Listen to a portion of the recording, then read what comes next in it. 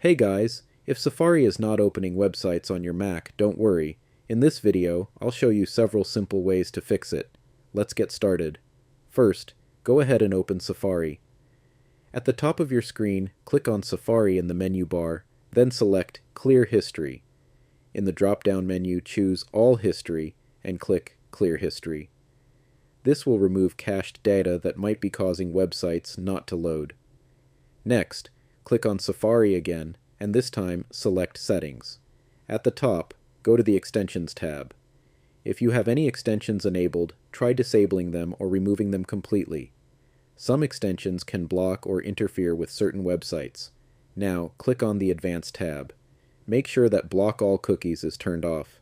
If this is enabled, some websites may not work properly. Once you're done, close the Settings window. Now let's check your internet connection.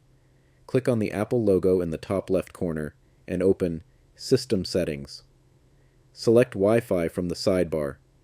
Next to your current network, click on the three dots, then choose Network Settings. From here, click on Forget this network and confirm. Then reconnect to your Wi-Fi again. This can help fix connection issues. If Safari is still not loading websites, here's another thing to try. Go back to System Settings, click on your Apple ID, then select iCloud. Look for Private Relay, and if it's available, try turning it off.